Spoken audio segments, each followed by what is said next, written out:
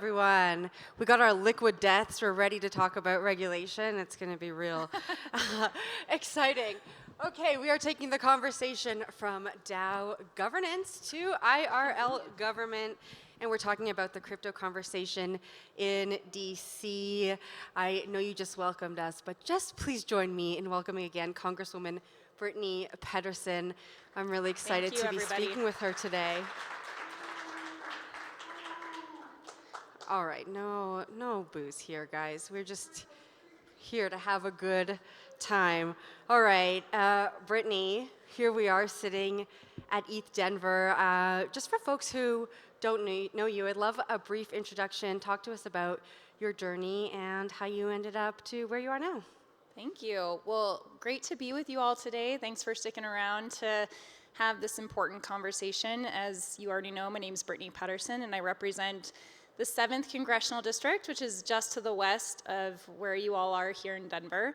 I grew up in the district. I represented the area for 10 years in the legislature, and I am highly unlikely to be in Congress. In fact, I was very unlikely to graduate high school.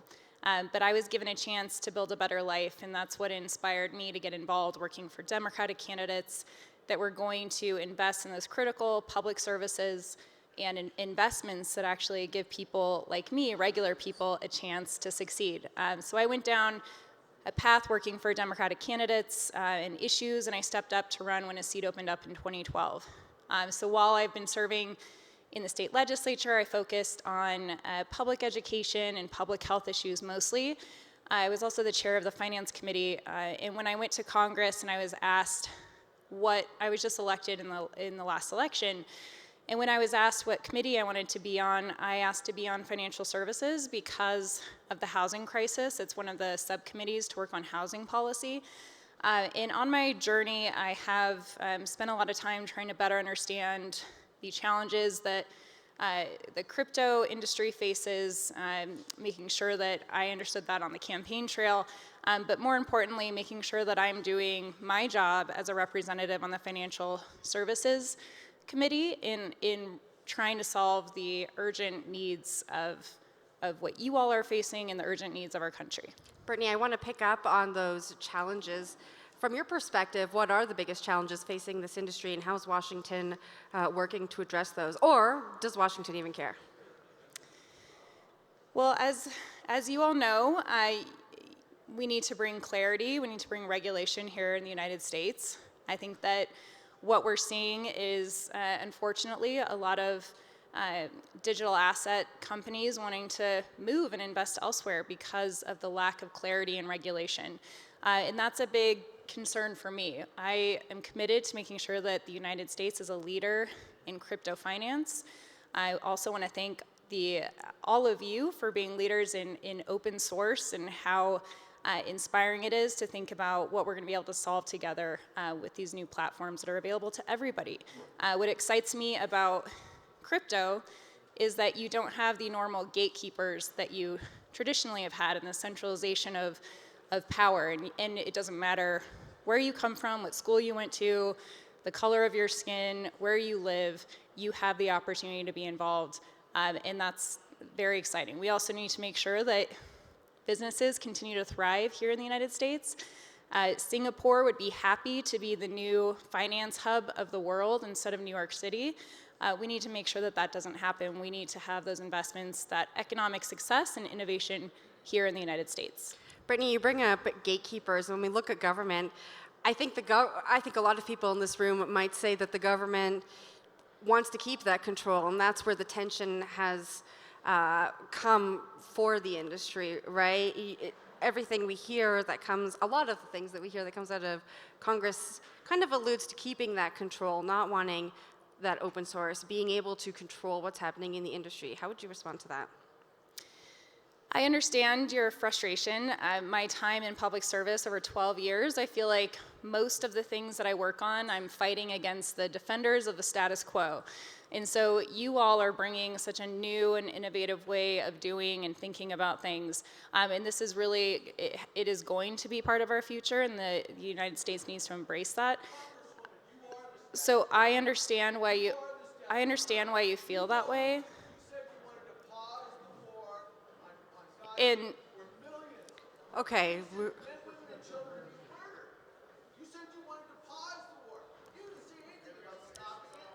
All right. so what I want you all to know is that there's people like me, even issues that he's talking about, people that are dedicated to actually rolling up their sleeves and understanding how complicated these issues are. These are very much in the gray area. This is not a black or white issue, whether you're talking about crypto or what's happening in the Middle East. It's incredibly complicated. But I understand your frustration with the regulatory framework. I just want you to know that so many people care about better understanding your space and making sure that we're actually meeting the moment and addressing the challenges that you all are facing and regulating it here in the United States. All right, we're going to keep the conversation going here and stick to talking about legislation in the United States.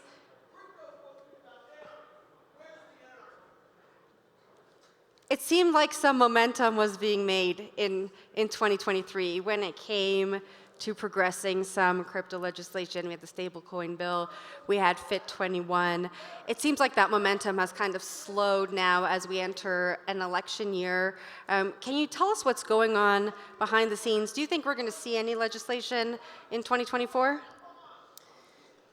Well, we did have a lot of momentum, especially after the collapse of FTX. And what we saw was a big push to try to regulate crypto. As you know, Chairman McHenry has been a leader on this. He is dedicated to making sure that this happens. Unfortunately, instead of us dealing with every issue from our national and international security risks, our economic needs as we recover from a global pandemic and the fallout from that, and the needs that you all are facing in your industry, instead of dealing with those, we unfortunately are stuck funding the government week by week, month by month, in partisan bickering. And so it has been incredibly frustrating. I came into Congress with hope of actually working together and getting things done. Unfortunately, it has been beyond disappointing with the Republican leadership and our inability to do the very basic things of our job. What's going on with the stablecoin bill? Why has there seemingly been not a lot of progress? I've heard through the grapevine that that's the one that we might see some movement on, but what's been going on there? Well, when it comes to the stablecoin legislation and the market structure bill, there has been movement and negotiations with the ranking member and the chairman and making sure that it's in a good place before it comes to the House floor. And ultimately making sure that it's in as strong of a position with bipartisan support when it goes to the Senate. So I am hopeful that we can still get some of these things done before Chairman McHenry leaves, but it is still facing a long haul because, like I said, we unfortunately are stuck in partisan bickering. We vote on whether or not we should reduce salaries to $1 on an ongoing basis and fund our government, week by week. So it has been incredibly frustrating. Let's talk about Chairman McHenry. He really has become a friend of the space in trying to progress this legislation, with this being his last year in Congress. Do you anticipate that momentum slowing, or how are you thinking about keeping that momentum going? Well, I understand people's concern around Chairman McHenry retiring, and it's disappointing that good members like him are leaving, for various reasons, but a lot of pragmatic members are sick and tired of the way that Congress is being run and how extreme things have gotten in the Republican Party. What I will say is that because he's retiring, I think that he will be that much more dedicated in making sure that we actually get this through, and I will be a part of trying to help do that. Is that possible ahead of the next election? I think that, like I said, if we can actually stop fighting over whether or not we should fund our government and fund critical services, and we can keep things moving along and not throw our economy into a tailspin by our own unfortunate inaction. I think that we can get back to trying to legislate. It felt, the beginning of my job when I came into Congress, we were actually working to get things done. We actually had a productive committee. And so I hope that we get back to business. Let's talk about the SEC now.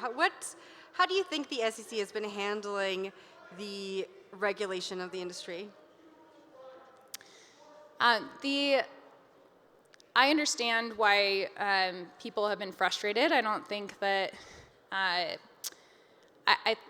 I don't think that this should be a figuring out how to fly the plane while we're in the air. This needs to really be bringing clarity and regulation. And oftentimes we hear from the SEC that they already have the power to regulate, but we know that what we're hearing from industry is actually we need to bring clarity, or else we're going to leave the United States, and we definitely don't want that to happen.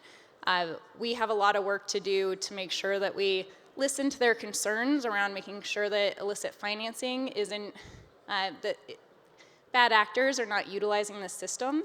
But I want to point out that while I know digital assets get a really bad name for that, the preferred method from bad actors is still cash. We know that open source platforms create the opportunity to see every single transaction, and that's a powerful thing with holding people accountable.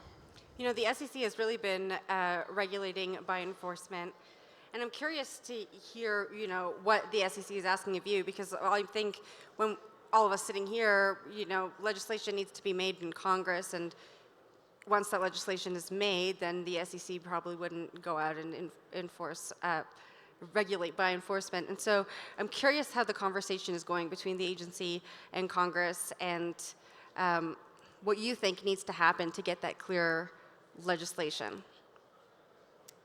Well, I don't think that they're necessarily asking anything of us, but when they come, when we hear testimony in committee, their public testimony is that they feel like they have the authority to deal with this, and that we don't need additional regulation. And of course, if we pass legislation and tell the agency, if we pass a law that clarifies the regulatory framework, then that will be the law of the land, and that's what the agency will actually have to utilize to go out and regulate it. And so I think that it is obvious that we have to bring forth legislation to bring that clarity. If you hear from every single business in digital assets, they are begging for a regulatory framework that countries across the world have provided. You brought this up a little bit earlier on in our conversation, but I want to dig a little bit deeper into your thoughts about American crypto companies, crypto startups setting up in regions with more regulatory clarity. How do you think about that, and do you think that's something that should be stopped? Well, the way that I think about this is kind of my concern in general with right now what we're seeing in the United States with investments going elsewhere. It's not just around digital assets and your industry. It's also the dysfunction that we're seeing. People across the world are looking to the United States and questioning whether or not this is a country that they should invest in and if they should be going elsewhere, because right now it's in question whether or not we will even do our job in paying our bills as the United States of America, if you can even believe that that is how bad it's gotten at the federal level. And so with our inability to govern, with our inability to regulate and change with changing times as quickly as technology is innovating and our economy is innovating, that is a huge problem for our long-term success as a country. So I think that my concern is around what you all are facing, but a broader concern around governing and making sure that we get a functional federal government. So why should people remain optimistic about crypto regulation here in the States? Well, for the same reason that I remain optimistic about the United States and that we're going to move through these challenges.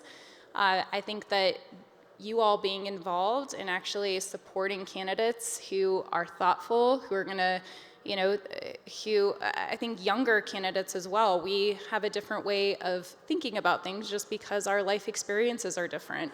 We grew up with, some of my colleagues didn't even grow up with the internet, and so it's just a fundamental different perspective of the world, in our ability to think about things a little bit differently, and identify the need to change with changing times. And so I think that you can be optimistic, because what I tell myself every day is the shenanigans that I see on TV, and for all of you who choose not to watch, I definitely understand, but there are so many more of us in Congress who are actually trying to do our job and be the professionals that we are elected to be. We just don't make the news. And when I bring that up to journalists, they say, well, we don't cover planes landing. It unfortunately creates a bad incentive for people to say the craziest things that they can and do the craziest things to make it on TV. So I want you all to know that there are so many of us who are actually working together to solve problems. And that's what gives me hope every day to continue to do this job and fight for the future of our country and our economy. You're a young Congresswoman. It sounds like you're saying that we need more younger folks in Congress who actually understand what we're talking about. We need maybe younger folks at the SEC who understand what's going on in the industry. Is that what you're saying? Well, I think that it benefits me in a lot of different areas to be a younger member of Congress, whether you're talking about the unique challenges that families are facing around childcare access, just being somebody who is experiencing currently what so many people are facing, but also, grew up in a world where we had internet, understanding the importance of the opportunities of Web3 and decentralization and access to information and innovation, and what we need to do to leverage that as a country for our benefit and making sure that it's not going elsewhere. All right, there's a lot of I know we're at an ETH conference, but there's been a lot of excitement in the industry about the approval of the spot Bitcoin ETF in January. Now there's a lot of talk about the potential for a spot Ether ETF in May, I believe it is. That's when the application deadline is. Do you think we're going to see that approval for a spot ETH ETF this year? And what do you think that means for the industry? Well, thanks for bringing that up. I think that is hopefully what gives you all hope right now, that we are slowly moving in the right direction, but we need to move quicker. And that comes with different leadership and different members of Congress who are focused on actually solving problems. And so I think it is exciting. I don't know what's going to happen in the upcoming year, but I just want you to know that please reach out with questions that you have. Our team, it's really important that we hear from all of you, and so that we can be the best federal representative. All right, and I asked a version of this earlier on in the conversation, but just to bring us home, are we going to see crypto legislation that actually moves the needle in the US this year? I wish that I could tell you what was going to happen next week in Congress.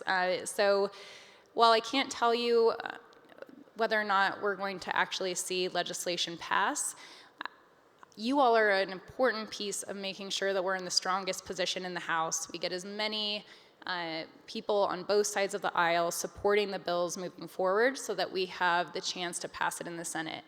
It is difficult to get anything done, but I want you to know that Chairman McHenry is going to be working hard, and people in financial services will be doing the same. All right, Brittany, thank you for sitting down with me and unpacking the crypto conversation in DC. And thank you to all of you for your attention and for giving us the opportunity to have this conversation. Thank you all.